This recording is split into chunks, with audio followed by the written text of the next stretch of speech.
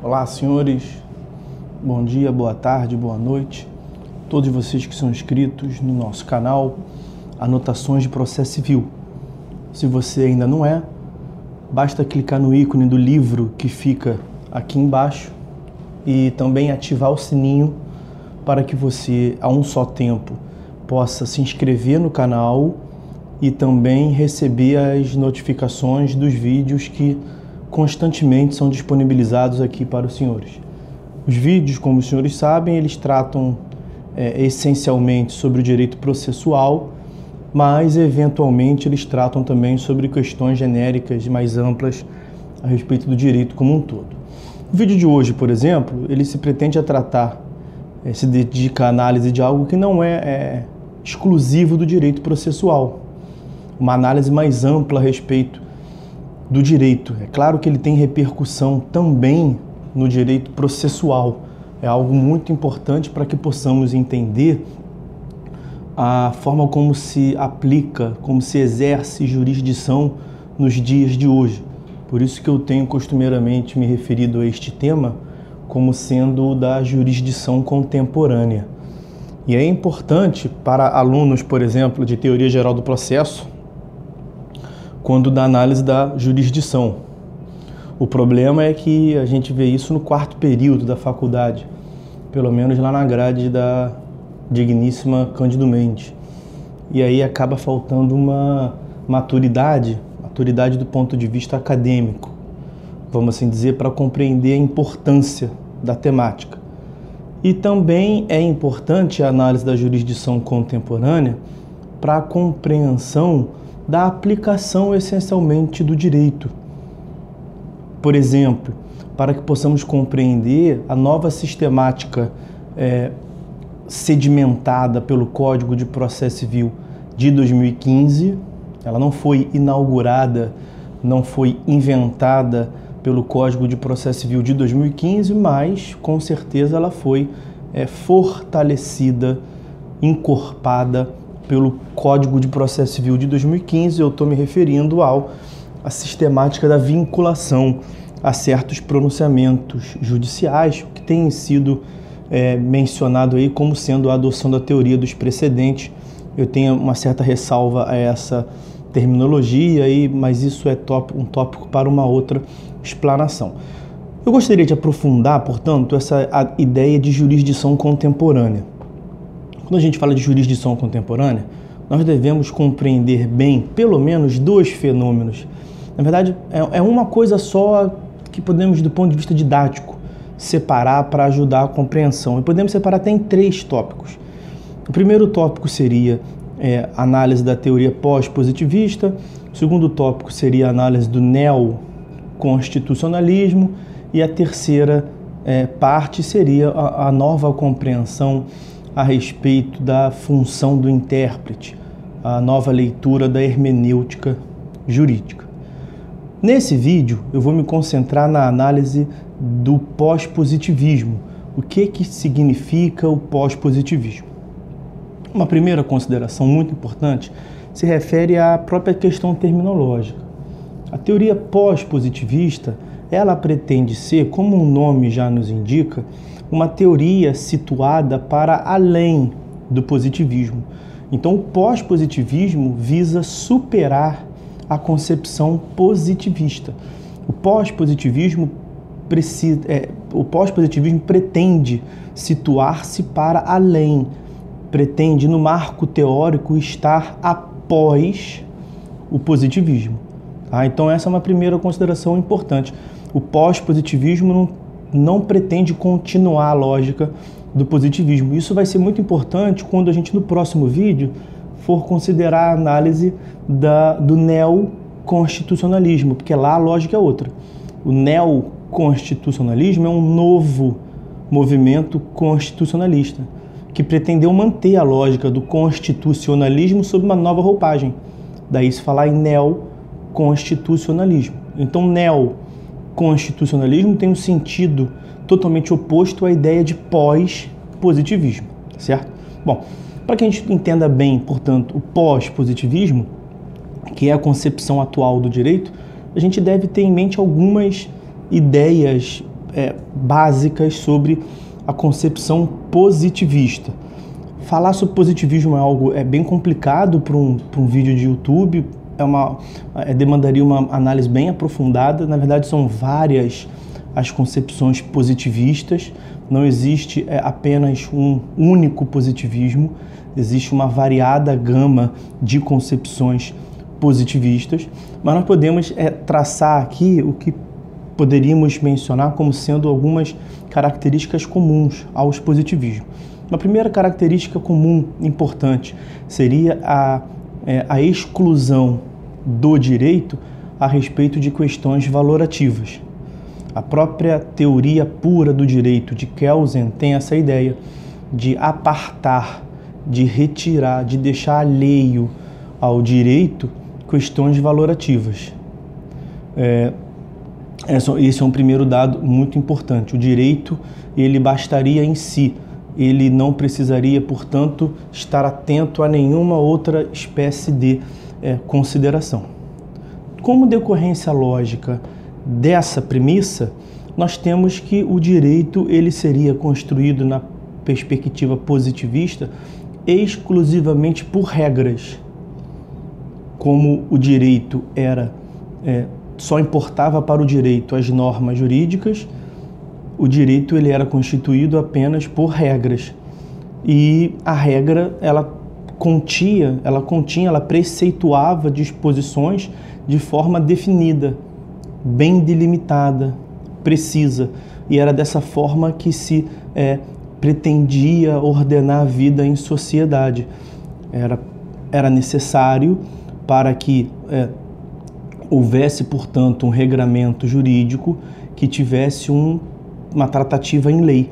E a lei / o código era o principal instrumento jurídico do movimento positivista. No pós-positivismo, nós já vamos assumir uma outra lógica.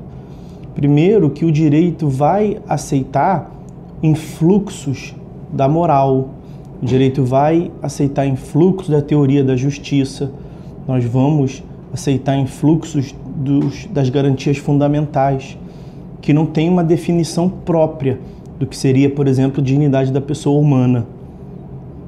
Nessa análise, como decorrência disto também, nós vamos, no pós-positivismo, assumir a ideia de que norma jurídica é um gênero que seria composto por duas espécies. Além da regra, que detém um conceito jurídico, uma definição mais estreita, nós teríamos também os princípios jurídicos, que seria a forma pela qual se infiltrariam os direitos e garantias fundamentais do homem. E os princípios teriam um conteúdo jurídico mais maleável. Então, no pós-positivismo, nós temos as normas jurídicas como regra, composta por regras e também por princípios jurídicos. Voltando vamos tentar fazer esse contraponto, positivismo e pós-positivismo. Voltando à análise do positivismo. No positivismo, direito era igual à lei. O direito, ele era todo contido na lei. Para que fosse considerado direito, tinha que ter uma lei, tinha que ter uma disposição legal. Senão, caso contrário, não era considerado um conteúdo jurídico, como já afirmado. No Código Prussiano, para que os senhores tenham uma ideia, e Prússia é o antigo estado, o estado anterior ao que hoje a gente entende por Alemanha, na verdade um dos estados no território que hoje a gente entende por Alemanha, o Código Prussiano ele era composto por mais de 17 mil artigos. Por que isto? Porque para que tivesse uma repercussão jurídica, era necessário que tivesse uma disposição em lei. Então, a própria técnica do legislador se consistia no sentido de regular absolutamente tudo o que acontecia na sociedade. Por quê? Porque era próprio do positivismo, e Bobbio dizia isso, Norberto Bobbio afirmava que o código é o principal instrumento jurídico do positivismo, que o código era um monumento jurídico. E é um monumento jurídico por qual razão? Porque era completo, perfeito, harmônico e coerente Ou seja, você encontrava resposta para tudo na vida civil no Código. Tudo que fosse necessário para regrar uma vida em sociedade haveria de ter resposta no Código, porque o Código era perfeito, completo, harmônico e coerente. Mas a realidade dos fatos demonstrava algo muito diferente. Era necessário... Por que demonstrava algo muito diferente? Porque a transformação, o fenômeno social, a transformação da vida em sociedade se dá numa dinâmica muito mais ágil do que a própria aprovação e promulgação dos atos normativos. Veja, muitas das vezes quando uma lei é aprovada, ainda mais numa realidade brasileira, quando um ato normativo é aprovado, ele já não mais condiz àquele projeto de lei que foi iniciado há 5, 6, 10 anos atrás. Então, aquele projeto de lei, quando ele foi iniciado, ele até poderia disciplinar aquele fenômeno social de uma forma mais rente. Mas quando ele vem a ser aprovado, já há um distanciamento, já há um gap. E muitas das vezes, o próprio fenômeno, a própria lei já nasce morta, que é o fenômeno das leis natimortas, que já nascem sem efetividade, sem eficácia, porque não faz sentido você aplicar algo que não mais condiz com a realidade. É como se você fosse aprovar uma lei recentemente que disciplinasse o Orkut. Veja, ninguém mais usa o Orkut, uma rede social. Se tivesse sido iniciada 20 anos atrás, sei lá, 10, 15 anos atrás, um projeto de lei para regulamentar a utilização do Orkut e tivesse agora a aprovação, no começo do ano a aprovação, não teria sentido nenhum. Mesmo que fosse muito delimitada, muito especificada a utilização, ela não teria efeito prático, porque ninguém mais na sociedade utiliza. Então, o dinamismo da vida em sociedade, ainda mais numa sociedade moderna, pós-moderna, uma sociedade líquida, na expressão do professor Zygmunt Bauman, uma modernidade líquida, o legislador não consegue acompanhar. Então, essa premissa falsa do positivismo também ruiu. E o próprio legislador se deu conta disso. O próprio legislador, agora trazendo mais para uma realidade pós-positivista, o próprio legislador reconhece a sua incapacidade para disciplinar a vida em sociedade minuciosamente. E aí surge o que se chama de técnica aberta na edição de textos. Os senhores já devem ter ouvido falar de conceitos jurídicos indeterminados, cláusulas gerais. O legislador, agora, ao disciplinar a vida em sociedade, muitas das vezes ele se utiliza de conceitos abertos. Ele vai falar, por exemplo, que os contratantes devem observar a boa-fé. Ele não define o que é a boa-fé. Na perspectiva positivista, iria se definir o que era a boa-fé. Os contratantes devem observar a boa-fé, vírgula, assim compreendida, tal atitude, tal atitude, tal atitude. Parágrafo 1º, tal atitude é contrária à boa-fé. Parágrafo 2º, tal atitude também é contrária à boa-fé. Parágrafo 3º, tal atitude enseja multa, por ser contrária à boa-fé. Isso na perspectiva positivista. Agora, no cenário atual, não. O legislador para ao afirmar que os contratantes devem, tanto antes, na fase pré-contratual, quanto durante a execução do contrato, até mesmo no momento pós-contratual, respeitar a boa-fé. E ele não diz o que é a boa-fé. Se alguém perguntar para ele o que seria boa-fé, ele certamente responderia, sei lá. Vai ter que ver no caso concreto. Pergunta para o juiz, em um caso concreto, o que é a boa-fé. E aí isso já nos traz um próximo ponto que é muito importante no pós-positivismo, que é a ideia de concretização das normas. Porque no pós-positivismo a gente supera esta ideia de que o direito é igual à lei, de que o direito está acoplado, contido, encapsulado na lei, que era a premissa falsa do positivismo. No pós-positivismo a gente parte da lógica de que o direito é um conjunto, um direito é maior do que a lei. A lei é um dos elementos que compõem o direito. Então nós temos, quando da análise de um texto, de um artigo de lei, nós temos o que se chama de texto normativo, que é algo muito importante, claro, ainda mais numa sociedade democrática como a nossa. É o ponto de partida da análise, o texto normativo. Então eu dizia que o texto normativo, ele é, sem sombra de dúvida, um elemento muito importante a ser considerado quando da aplicação do direito, evidentemente. Mas, em compensação, ele não é o único elemento a ser considerado. E aí surge o fenômeno, surge a teoria, inclusive foi a teoria responsável por ter cunhado o termo pós-positivismo, a teoria estruturante do direito, do professor Friedrich Miller.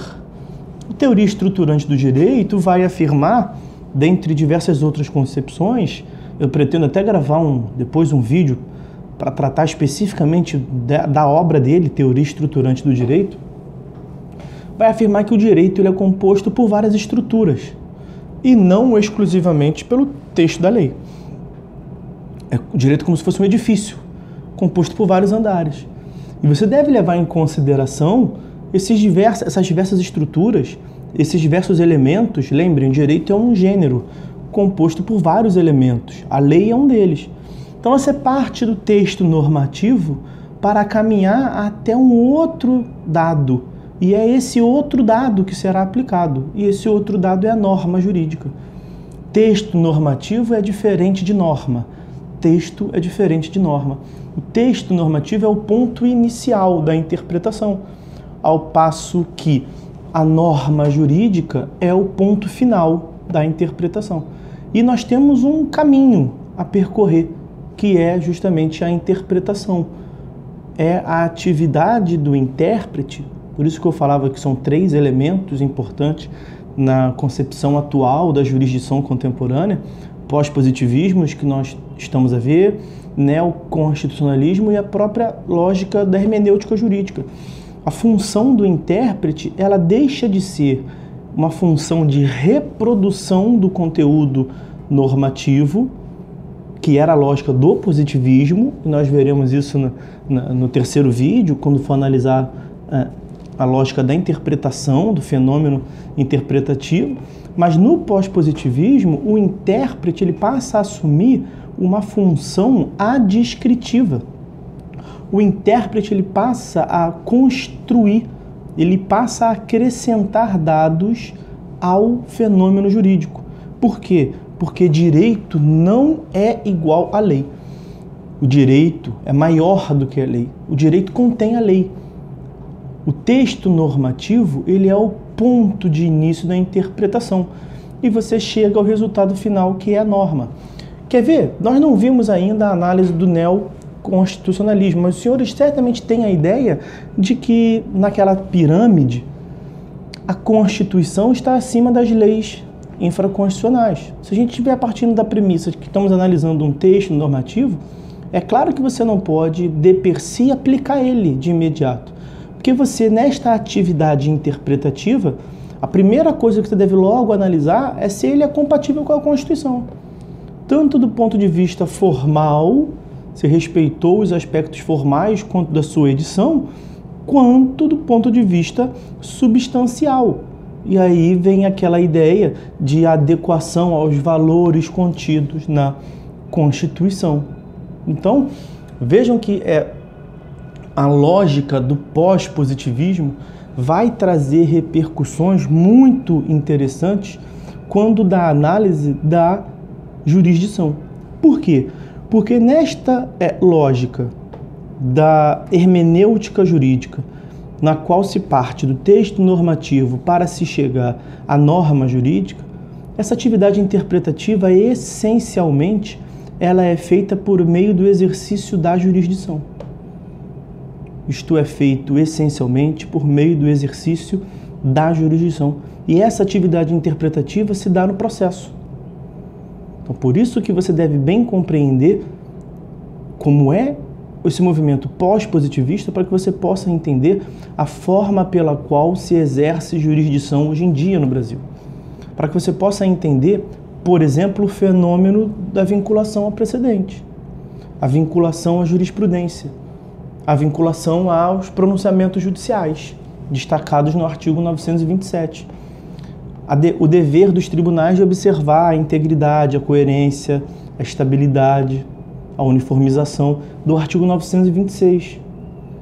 Por quê? Porque com essa ideia do pós-positivismo, com essa função descritiva do intérprete, com esta possibilidade de se concretizar o direito, e essa atividade que eu mencionava para os senhores da teoria estruturante do direito, de partir do texto normativo para chegar até a norma, o professor Friedrich Miller chamava de concretização do direito.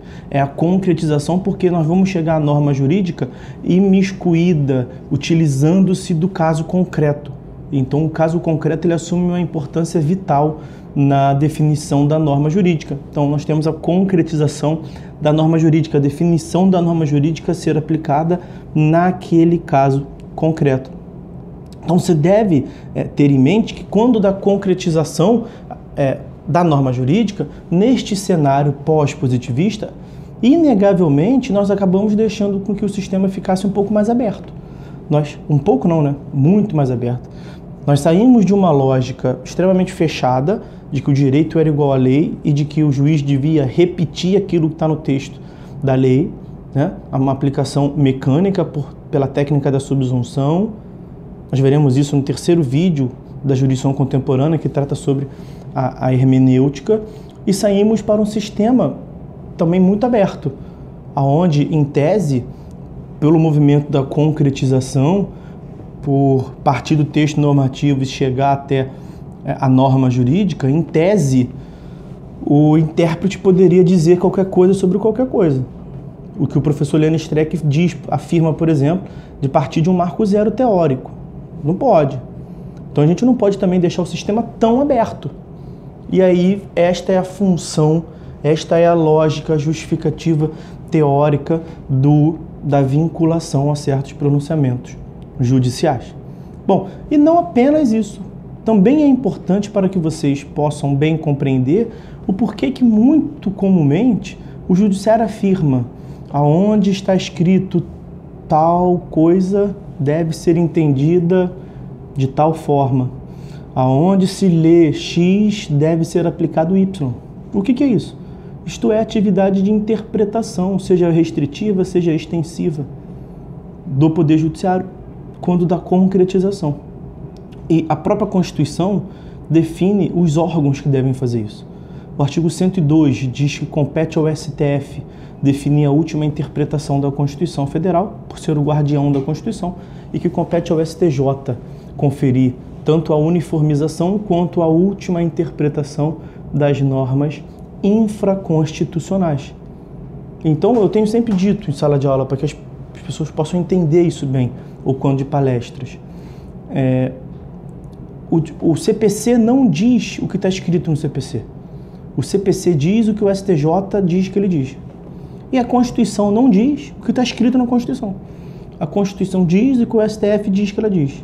Basta que os senhores deem uma olhada no dispositivo lá do artigo 5º, se eu não me engano, no inciso 66 ou 68, que trata da vedação da prisão civil. Diz lá que é vedada a prisão civil salvo em duas hipóteses. Então são duas exceções, a do devedor de alimentos e a do depositário infiel.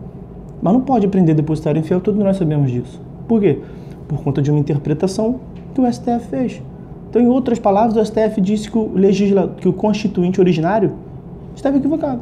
E ele concedeu uma interpretação a um texto da Constituição que veio desde 88, não foi nem uma emenda constitucional. Esse dispositivo está ainda hoje previsto. Então, veja, não foi revogado, isso é uma interpretação do STF, e ele está previsto no ordenamento jurídico desde 88. É uma norma constitucional originária, que recebeu uma interpretação do STF. E todos sabem, tem súmula vinculante quanto a isso, que não se pode prender depositário infiel, em que pese está escrito expressamente na Constituição. Por que isso? Porque a Constituição não diz o que está escrito.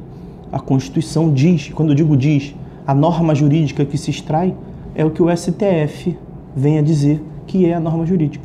Então está escrito que nós temos uma regra, não pode prender, e que temos duas exceções.